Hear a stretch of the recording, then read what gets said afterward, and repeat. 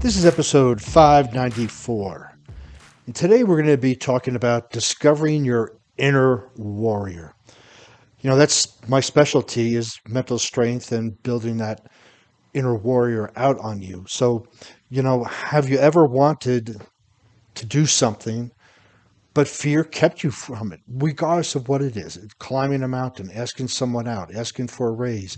If you ever wanted to do something, but just fear of, oh my gosh, what if this happens? And usually fear is imagining an outcome that we don't want. Or maybe you just felt like you didn't have enough time or energy to go after something, this is why you hire a coach, because the coach will shoot holes through both of those excuses very, very quickly. But do you wonder what it would take to enable you to, muster up that strength and courage to go after your dreams? Well, you kind of have it in you, right? We all have that because we can look around at people who have circumstances worse than us and they go after their dreams and they achieve it. There are individuals who have circumstances better than us and they do it. So if one person can do it, all can do it.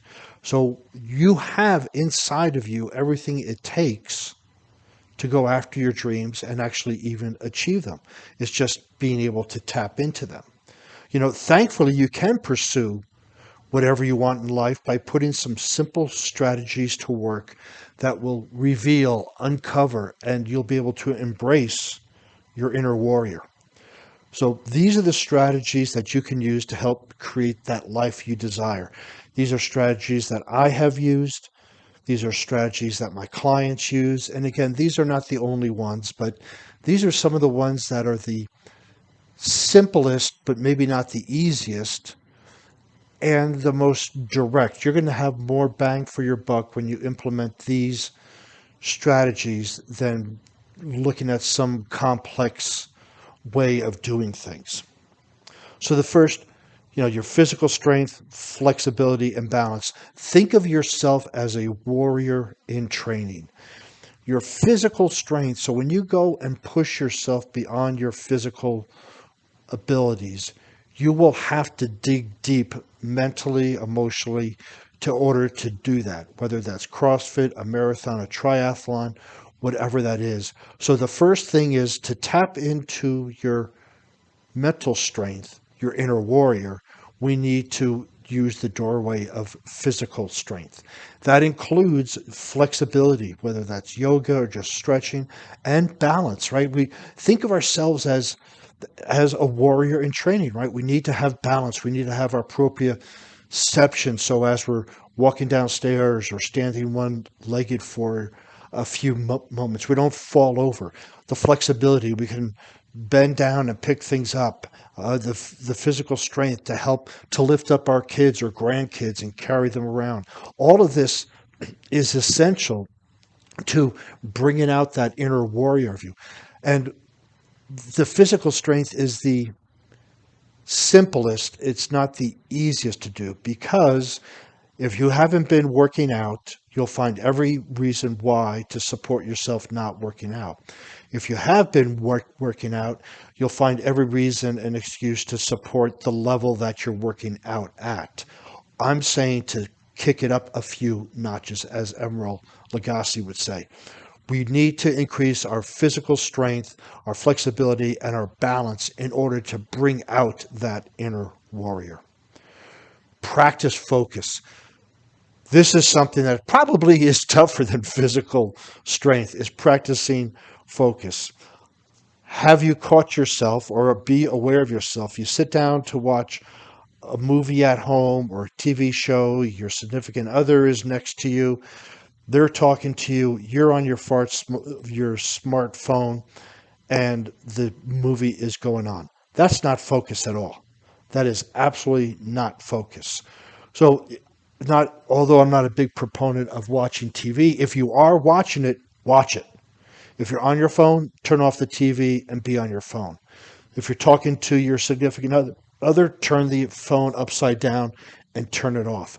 You have to learn how to focus because focus puts all of our energy in one thing, and that one thing is like a laser, right? We don't want to use a shotgun effect in our life and be scattered all over the place, because scattered and weak thoughts, focus, produce scattered and weak results. When we practice our focus, and that can even be staring, contemplating, meditating on a flame for a while, watching one thing, doing one, there's multitasking, throw it out. You can practice focus for finite periods of time. The Pomodoro method talks about 20 minutes or 50 minutes on and 10 minutes of recuperating time. But whatever it is, practice your focus. Now, I want you to be aware of all the times that you are not practicing your focus. When you're working out at the gym, lifting and having a conversation with somebody, that is not focus. When you're driving the car, hands free, that's not focus. And yes, our unconscious mind takes over and is able to drive the car for us, but we are training ourselves to have weak and scattered thoughts, which are going to produce weak and scattered results. How you do anything is a reflection of how you do everything. You have to practice focus. There are actually focus grids that I use with athletes that either have numbers or letters, and you have a certain amount of time to get them all crossed off in order. And then you do it again and again and again.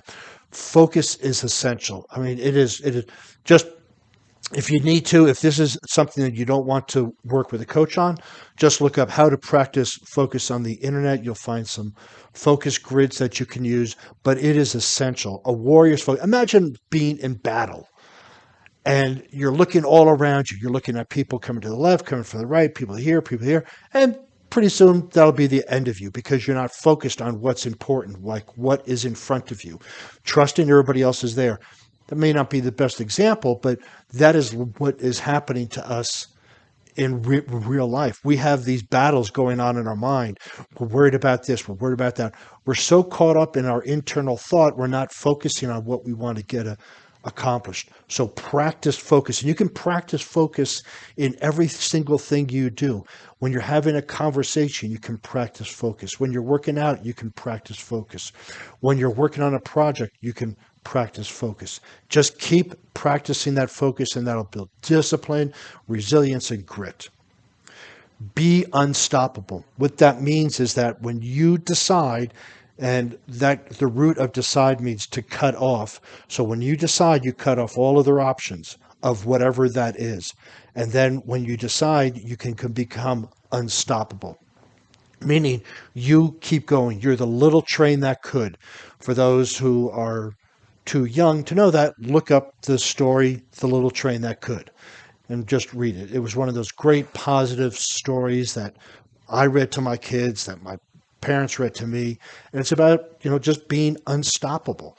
We want to keep going no matter what. Again, if you're in battle and you go, oh, this is too hard, I'm just going to stop. That's it. You're done. If you think of yourself as a new world warrior, right? We have different battles. We have different things that we're facing, but it doesn't mean that we have to be weak about it. When we are unstoppable, when we're in sales and we're going to hit our quota. I am unstoppable. I'm going to do whatever it takes to hit it. When you want to, build that deep relationship with the other person, you become unstoppable. You say, this is what we're going to do. We're going to talk, and we're going to share deep thoughts and intimate thoughts about that. But being unstoppable, it's an attitude. It's an attitude that nothing is going to get in your way. That once you start, you finish. Basically, being unstoppable is finishing what you start. Look back on all the projects, cleaning the garage, doing something, learning about investing. What have you started that you haven't finished? That is teaching you to not finish, which is stoppable, which means that you're going to stop many times. And when you stop, you don't succeed. So you have to practice in being unstoppable. Educate yourself. So I've talked about this a lot, that books are awesome, podcasts are awesome. All these things are awesome. But if you don't take it and put it into practice, it's just entertainment. So we want to go from theory to practice to mastery. And that is educate yourself. Find a topic that really, really you'd love to dig deep in. Think about it. If you took one topic, and read the books and did the practice just for 1 year, you would be very close to a master in your own right in that field. Now, granted, brain surgery might not be it, but neuroscience could be that. Physiology could be that. Nutrition, any of these things. If you just take one topic and educate yourself and then go from theory to practice to mastery. Imagine, just one topic a year and just do that and be unstoppable, right? Finish what you start, practice your focus.